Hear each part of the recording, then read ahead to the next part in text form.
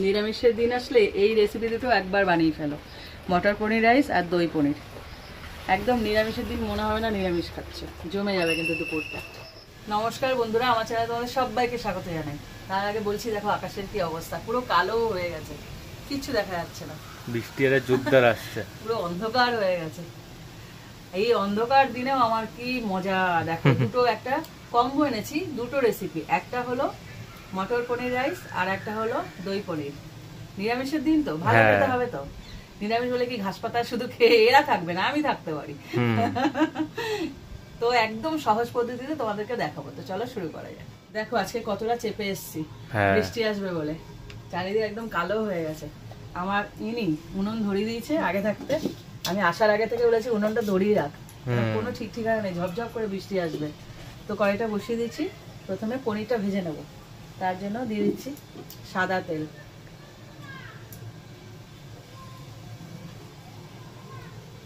তেলটা পুরোপুরি গরম হয়ে গেছে, আর পনিরটাকে হালকা একটু লবণ দেবো, হলুদ দেবো না আজকে, একটু হালকা হাতে মাখিয়ে নিয়ে এবার একটা একটা করে ভেজে নেব। হালকা ভাজলে হবে, খুব বেশি একদম লাল করে ডিপ ফ্রাই যেটা বলে সেটা করার দরকার নেই, একটুখানি ভেজে নেব।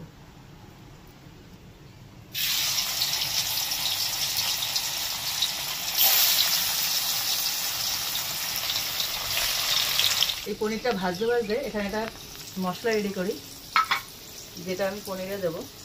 প্রথমে দিয়েছি দই, দইটা চেষ্টা করলাম ঘন দেওয়ার, খুব বেশি পাতলা হলে ভালো লাগবে না। যেহেতু এটা দই পনির, দইয়ের পরিমাণটা একটু বেশি থাকবে, এই 150 গ্রাম মতন দই দিয়েছি।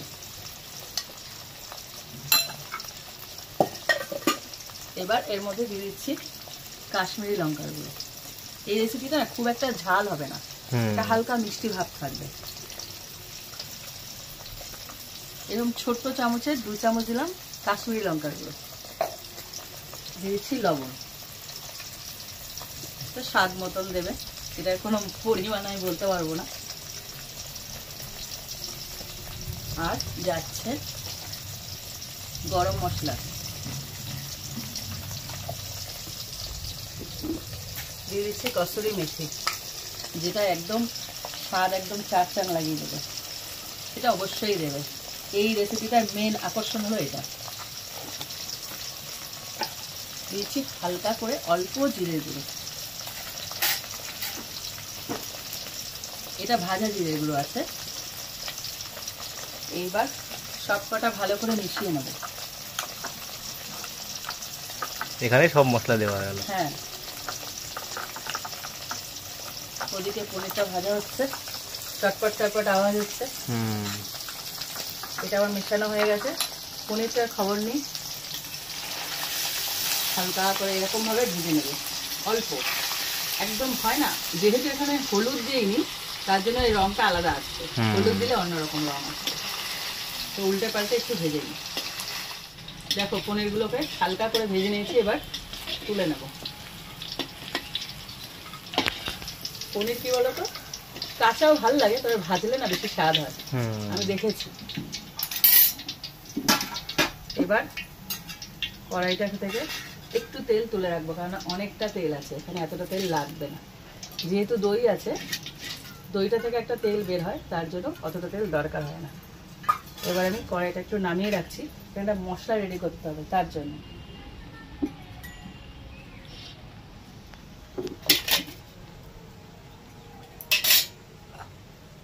এখানে দেখো আমি কাজু নিয়েছি অনেকটা, এই পরিমাণ বলতে পারবো না, তবে দেখে বুঝতে পারছো অনেকটা কাজু আছে।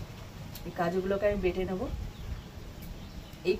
এই পনিরের না মেন কি বলবো উপকরণ, যে যে জিনিসগুলো আছে সব সাদা। হ্যাঁ, খেয়াল করে দেখো, এখানে আছে 4 মগজ, সব কটা ভিজিয়ে রেখেছি বাটতে সুবিধা হয় বলে।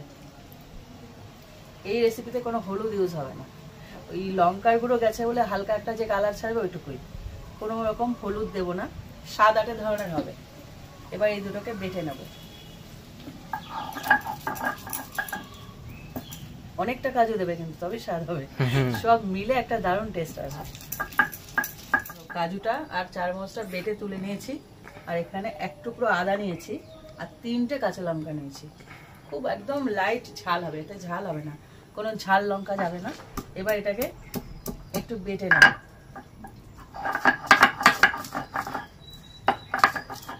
সব বাটাবাটি শেষ, আমি সব গুছিয়ে নিয়েছি। এবার ওই কড়াইটা আবার বসিয়ে দিয়েছি।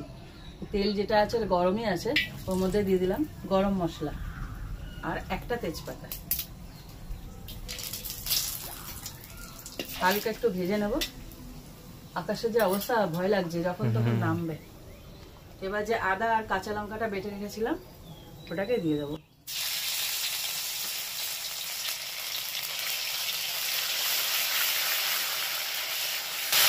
আমি এদিকে নাচছো, মাথা নাচছে। তুই মাথা কেন নাচছিস? হালকা একটু ভেজে নিয়ে এর মধ্যে দিয়ে দেবো কাজু বাটাটা। দেখো কতটা কাজু বাটা, ঘন জল সাথে সাথে দিতে হবে। এবার এটাকে একটু নেড়ে ছেড়ে নেব। কাজু দেওয়ার সাথে সাথে ঘন হয়ে যায় একদম, হয়তো সব তেল চুষে নিয়েছে, এখানে অনেকটাই তেল আছে। এবার এটা একটু কষিয়ে নেব। কাজুর একটা নিজস্ব গন্ধ থাকে, দেখবে খেয়াল করে। ওটাকে কষাতে হবে। ও খেতে সুন্দর, কিন্তু কষাতে পারলে ভালো লাগে খেতে। কাজুটাকে তো ভালো করে কষিয়ে নিয়েছি। কাজুর কালারও চেঞ্জ হয়ে গেছে। কষানোর সাথে সাথে না কাজুর একটা কালার দেখবে সাদা থেকে চেঞ্জ হয়ে যায়। এইবার কাজুর ভাই যাবে, বলো তো কে? কিসমিস, আমি ওকে কাজুর ভাই বলি।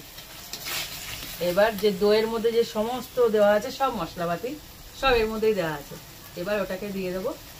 দেওয়ার সাথে সাথে জল দিয়ে দেবো, কেননা দই যখন কষানো হয় না তখন লো ফ্লেমে কষাতে হয়। একদম ফ্লেমটা লো করে দিতে হবে। এখানে তো আমার গ্যাস নয়, তো আমি কী করবো, একটু জল দিয়ে কষাবো। হালকা একটু জল দিয়ে দেবো। এবার এটাকে কষিয়ে নেব। তোমরা যখন করবে এটা সিমে দিয়ে দেবে একদম গ্যাসটা। গোলাপি রং হয়ে গেছে। এবার এটাকে হালকা করে কষিয়ে নেব। যা খেতে হবে না। আর একজন তো দেখতে পাচ্ছ না তোমরা, টপাস টপাস পড়ছে। এবার এটাকে ভালো করে তাহলে কষিয়ে নি। ফ্লেম কিন্তু আবার হাই নেই, দেখো একদম একটা কাঠ দিয়ে রেখেছি, ছোট্ট করে জ্বলছে। এটা হাই ফ্লেমে দেওয়া যাবে না, দই তো তার জন্য। দেখো দইটা, দেখো দইটা থেকে তেলও ছেড়েছে। এমনি তেল ছিল, আর দই থেকে তো তেল ছাড়বেই। কি সুন্দর কষানো হয়ে গেছে। আর যেহেতু টক দই আছে আর এটা নিরামিষ একটা রেসিপি, একটু তো চিনি দিতেই হবে, তার জন্য একটু চিনি দিয়ে দিলাম। এটা ব্যালেন্সের জন্য ভালো লাগবে। এইবার কষানো হয়ে গেছে, দিয়ে দেবো পনিরগুলো। তোমরা চাইলে 500 পনির দিয়ে করো, আমি বলছি মন ভরে খেও। এবার হালকা এখানে কি সুন্দর গন্ধ বেরিয়েছে কসুরি মেথি, তোমরা করলে বুঝতে পারবে, ব্যাপক লাগছে গন্ধটা। এবার এর মধ্যে জল দিয়ে দেবো। যে দই নিয়েছিলাম যে পাত্রটা, সেই পাত্রে একটুখানি জল দিয়ে দিয়েছি। ওই জলটা আমি ওটাও ছাড়বো না, এটা তোমরা এতদিনে বুঝে গেছো। মশলা যেটা লেগে রয়েছে ওই দইটা, জলটা আর কি দিয়ে দিলাম। এবার এটাকে ফুটতে দেবো। খুব বেশি এতে জল পড়ে না, আর একটুখানি জল দেবো, কেননা একদম মাখা মাখা হবে। কেননা আমাদের বাড়িতে না সবাই, তোমরা কি করো জানি না, সবাই না গ্রেভি চায়। মাছ হলে মাছের ঝোল দাও, মাংস হলে মাছের ঝোল দাও। আরে বাবা, বোঝাতে পারি না, কিছু রেসিপি আছে যেটা একদম গা মাখা মাখা ভাল লাগে না। একটু ঝোল দাও, একটু ঝোল দাও, নাহলে ডাল করতে হবে। বাবা আমার কাঠ উল্টে যাচ্ছে, একটা কাঠ বলে। আর একটুখানি জল দেবো, ব্যাস। এবার ফুটতে দেবো। কি সোজা না রেসিপিটা, একদম সোজা, খুব সুন্দর। দেখো আমার পাতা চলে আসছে, এটাও সেদ্ধ হয়ে যাবে, টেস্ট হয়ে যাবে। ঝড় উঠেছে, হাওয়া দিচ্ছে, ঝড় উঠেছে। এবার নামলো বলে আমার দেখো লাইট জ্বেলে কাজ করতে হচ্ছে। ওই দেখো লাইট জ্বলছে, একদম অন্ধকার হয়ে গেছে। তো এটা ফুটতে দিই। দেখো এইটুকু গ্রেভি সমেত নামাবে, যখন নামাবে আর একটু বসে যাবে। তৈরি হয়ে গেল দই পনির। আর আমাদের অবস্থা দেখো, পুরো অন্ধকার হয়ে গেছে, আর বৃষ্টি হয়েই যাচ্ছে। আর এই দেখো আরেকজন এসে বসে আছে। সেই তখন থেকে। সকালে আজকে একটু দুধ দিয়েছিলাম, সেই খেয়ে এখান থেকে আর যায়নি। ও বাইরে বেরাল, মাঝে মধ্যে আসে। ও যখন এইটুখানি তখন থেকে আমি ওকে মানুষ করেছি বলতে বাইরের বেরাল তো, হ্যাঁ। তখন ও একটু একটু খেতে যেতাম, আবার পালিয়ে যেত। ও তো ঘরে পোষায় না, মাঝে মধ্যে খেতে আর চলে যেত। তো এটা হয়ে গেছে, এখন নামিয়ে রাখি। এবার রাইসটা বসিয়ে দেবো। তুমুল বৃষ্টি হচ্ছে। এবারে ভাতটা বসিয়ে দিই, মানে ভাতের জল আর কি, ভাত নয়, মাটির হাঁড়ি বসিয়েছি। মাটি অলওয়েজ আমার খুব প্রিয়। পারলে আমি এখানে সব মাটির ইউজ করতাম। মাটি আর কাঁসার বাসন আমার খুব প্রিয়, তোমরা এটা খেয়াল করেছো। এই দুটো জিনিসের বেশি রান্না করি। তো জলটা বসিয়ে দিয়েছি। প্রথমে জলটা ফুটবে, তারপরে চালটা দেবো। চালটা আমি 2 ঘন্টা আগে ভিজিয়ে রেখেছি। এই যে তোমাদের দেখিয়ে দিচ্ছি, এই যে এখানে আমি 2 কৌটো মতো চাল দিয়েছি। 2 কৌটো মানে 500, হ্যাঁ 500। তো 2 ঘন্টা আগে ভিজিয়ে রেখেছি। দেখো জল খেয়ে একদম লম্বা লম্বা হয়ে গেছে। এটা হলো বাসমতি রাইস। আর এই জলের মধ্যে আমি দিয়ে দিচ্ছি গোটা গরম মশলা আর একটু সাদা তেল। ভাতটা একটু ঝুরঝুরে হয় তেল দিলে, আর একটু লবণ। তো জলটা ফুটুক।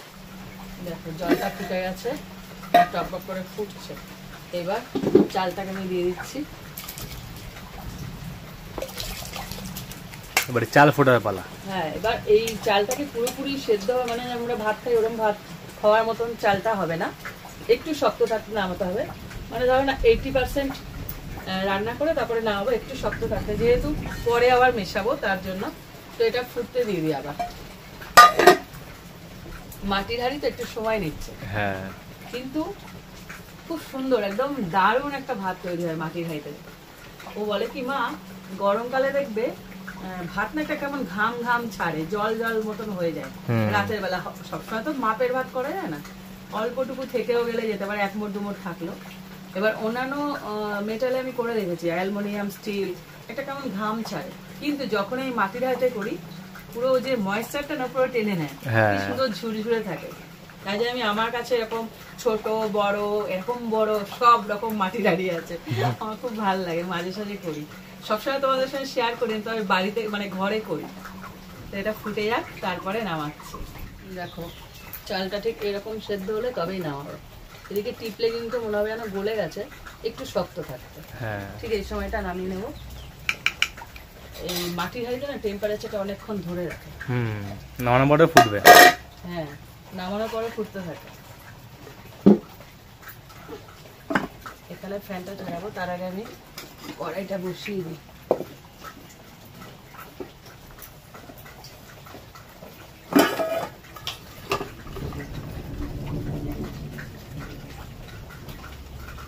চারিদিক কি পরিবেশ, অন্ধকার হয়ে গেছে।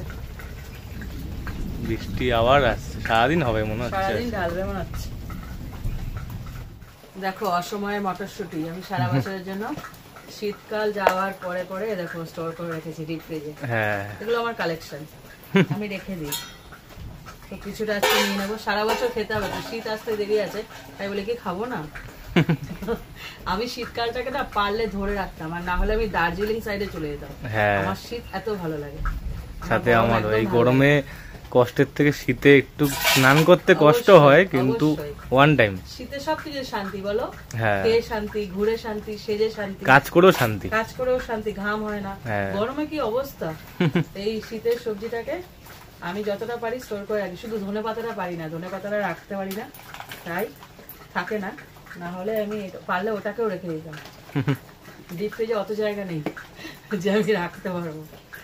তো এটাকে আমি একটু জল দিয়ে ভিজিয়ে নেব, যেহেতু ডিপ ফ্রিজে ছিল। আর এখানে আমি কড়াই বসিয়ে দিচ্ছি, দিয়ে দিচ্ছি তেল। সাদা তেল ইউজ করছি। তেলটা একটু গরম করে নিয়েছি। এবার পনিরটাকে না হালকা করে ভেজে নেব। পনির রাইস বলে কথা। পনিরের সাইজ গুলো দেখো, ছোট ছোট করে নিয়েছি, সবাই 2-4টে করে পায়, নাহলে মার্কেট লেগে যাবে। বলে আমি পাই না, বলে আমি পাইনি, সবাই পাক। আমার জন্য না থাকলেও চলবে, না থাকবে থাকবে। এবার একটু হালকা করে ভেজে নেবো এগুলোকে। এর মধ্যে আমি লবণ হলুদ কিছুই দিয়ে দিই, এমনি ভেজে নিচ্ছি। পনিরটা দেখো এরকম ভাজা হয়ে গেছে হালকা করে, এবার তুলে নেবো। এর থেকে বেশি লাল করার দরকার নেই। এটাই হয়। রাইসের পনির হালকা ভাজাই হয়। হ্যাঁ, এটাই স্বাদ আসবে, খেয়ে খেয়ে নাচবে। এবার এই তেলের মধ্যে দিয়েছি তেজপাতা আর গোটা গরম মশলা, দারচিনি আর ছোট এলাচ, একটু হালকা করে ভেজে নিই। এবার এই তেলের মধ্যেই দিয়ে দেবো এক টুকরো আদা গ্রেট করে, এটা ভাজতে হবে। লাইভ ভাজা হচ্ছে, লাইভ ভাজা। যখনই ভাজি ওই কথাটা বলবেই, অনেক ভিডিওতে এই কথাটা রিপিট করেই গেছে। এরকম ভাবে দিলে কি হয়, আবার এক জায়গায় করে রাখবো, আবার একটা বাটিতে, ঠিক এখানেই করে নি। আর দিচ্ছি চেরা কাঁচা লঙ্কা 3টে, এটা ফ্লেভারের জন্য, ঝাল হবে না। আর একটু দিচ্ছি টমেটো, একটু অল্প, হাফ টমেটো।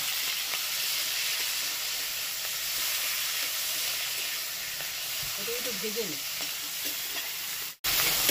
টমেটোটা একটু ভেজে নিয়েছি। এবার এর মধ্যে দিচ্ছি আমার ফ্রোজেন মটর, প্রিয় মটরশুঁটি।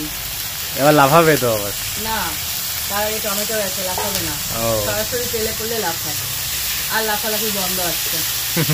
এবার একে ভাজে নিতে হবে, কেননা মটরে একটা গন্ধ থাকে, দেখবে আরো ডিপ ফ্রিজে গেলে তো আরো বেশি গন্ধ থাকে, ওর একটা নিজস্ব গন্ধ আছে।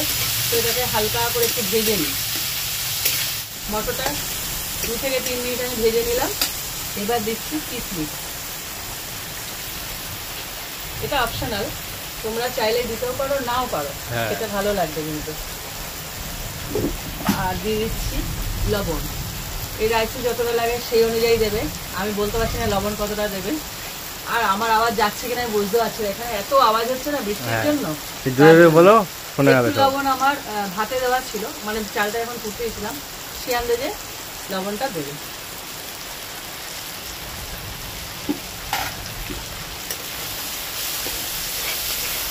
এবার আর একটু নেড়ে চেড়ে নেবো, কারণ এর মধ্যে না খুব বেশি মশলাপাতি যাবে না।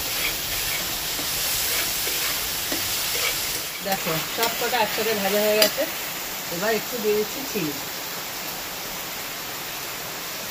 বেশ খানিকটা চিনি যাবে, যেহেতু এটা একটা মিষ্টি মিষ্টি রেসিপি।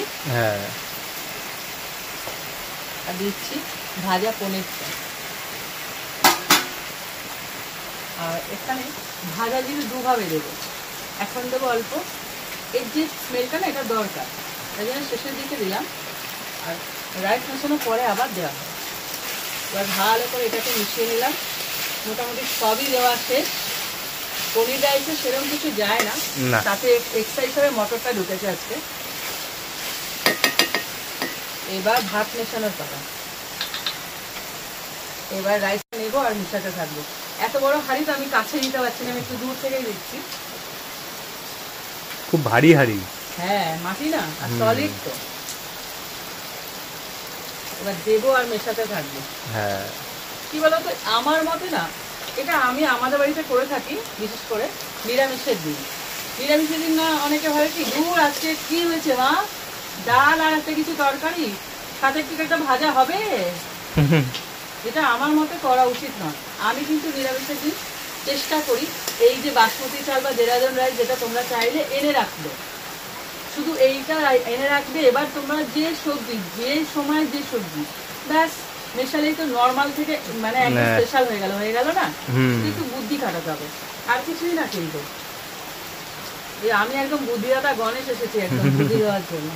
আমি অনেকে এটা বলে থাকি যে নর্মাল না খেয়ে একটু বুদ্ধি দিয়ে একটু হয়ে গেল স্পেশাল। তো বাচ্চা থেকে বড় সবারই মনে, মুখে হাসি ফোটে, মনে আনন্দ। মুখে তো সবার স্বাদ দরকার হয়, মুখের স্বাদ এমন কেউ নেই যে চায় না, এটা কিন্তু বললেই হবে। এটা সবাই জানে, মুখের স্বাদ সবার ভালো লাগে। বাচ্চা থেকে বড় সবারই একটু মনে হয় আজকে একটু ভালো খাই, তখন যে কিছুই না, শুধু একটু হাতের জাদু, একটু কিছু মেশালেই হয়ে যায় কিন্তু স্পেশাল। তো আমি এগুলোকে আস্তে আস্তে মেশাই, আর হয়ে এসছে প্রায়, শুধু পুরো ভাতটা মেশাবো আর নামাবো, কেটে যাওয়া বাকি। বাইরে এরকম ওয়েদার দেখলে অনেকে কি করে বলো তো, খিচুড়ি করে। খিচুড়ি আমাদের বাড়িতে শুধু আমি ভালোবাসি, এনেদের ওপিতে যায় না, তো খায় না বলবো না, খায়, তবে আমার মতো লেজ নেড়ে নেড়ে খায় না। হ্যাঁ, আমি যেমন একদম সব ফেলে খাই সেরকম ভাবে খায় না, তার জন্য বৃষ্টি হলেও না আমাকে একটু অন্য ধরনের করতেই হয়। তাই আমাদের বাড়ির মতন তোমাদের বাড়ির সদস্য যদি এরকম উৎপাত করা থাকে, তো তোমরাও এরকম করতে পারো, তাই বুদ্ধি দিলাম। দেখো সব উলট পালট করে মিক্স করে নিচ্ছি, আর বললাম একটু জিরের গুঁড়ো পরে দেবো অল্প, এটা ভাজা জিরের গুঁড়ো তো এটা সুন্দর ফ্লেভার দেবে। চোখে কি পড়েছে সবই তোমাদের সামনে করি। আর এটা মিশিয়ে দিয়ে একটু ওই বাজার চলতি যে গরম মশলা হয় না, সানরাইজ সাইজ গরম মশলা, এভারেস্ট মশলা, গরম মশলা যেটা, ওরকম যে কোনো একটা গরম মশলা দিয়ে দেবে, সেটা ভালো লাগবে। শেষে একদম ছড়িয়ে দেবে। আর এটা দেওয়ার পর না 5 মিনিট, দেখো আমার কোনো কাঠ নেই, সব কাঠ বের করে নিয়েছি আমি, হালকা একটা আঁচের মধ্যে তোমরা একদম সিমে করে দিয়ে এটা 5 মিনিট ঢাকা দিয়ে রেখে দেবে। ওই মজে যাওয়া ব্যাপার বলে না, সেরকম হবে পুরো না। যে কোনো রান্নার শেষে সঙ্গে সঙ্গে উনুন থেকে নামিয়ে ফেলতে নেই, মানে কি বলতো, একটু 5-6 মিনিট এরকম ঢাকা দিয়ে রাখলে মানে এই যে ফ্লেভারগুলো না সব একদম সুন্দরভাবে যে রেসিপি করছো সেটা একদম সময় পায়। তো এটাকে 5টা মিনিট এভাবে রেখে দেবো, তারপরে এনার পেটে চলে যাবে। হ্যাঁ, অপেক্ষা করছে কখন হবে কখন হবে। হ্যাঁ, এদিকে আমাদের এখানে কনস্ট্যান্ট বৃষ্টি হয়েই যাচ্ছে, সমানে বৃষ্টি হচ্ছে, মনে হচ্ছে বর্ষাকাল এসে গেছে। যাই হোক, রেসিপি দুটো শেষ করলাম কম্বো আমার, একটা হলো মটর পনির রাইস, আর একটা হলো কি বেশ দই পনির, ভুলেও যাচ্ছি। তোমরা এই দুটো কম্বো করো, সাথে আমি আর একটা জিনিস পরে করব, ওটা শর্টসে আনছি, সেটা হলো চাটনি। এটা এর মধ্যে আর ঢোকালাম না। এই তিনটে একদম আজকে ওনার আনন্দের সীমা নেই। নিরামিষ তো কি হয়েছে, একদম দুর্ধর্ষ খাওয়া দাওয়া। তোমরা 3টে না করলে এই দুটো অন্তত করো, করে আমাকে কমেন্ট করো। 3টে করতে ইচ্ছা হলে শর্টস থেকে চাটনি দেখে নেবে। হ্যাঁ, শর্টসে গিয়ে চাটনি দেখে, একই চ্যানেল থেকে তো ছাড়ি, একই চ্যানেল থেকে রেসিপি গুলো বেরোয়, আমার আলাদা শর্টসের চ্যানেল নেই। তো তোমরা রেসিপিটা ট্রাই করো, এই দুটো করে আমায় কমেন্ট করো কেমন খেলা, শেয়ার করো, ভালো লাগলে লাইক দিও। আর এরকম আরো রেসিপি পেতে যদি চাও তাহলে আমার চ্যানেলটা সাবস্ক্রাইব করে দিও। তো আজকের মতন টাটা।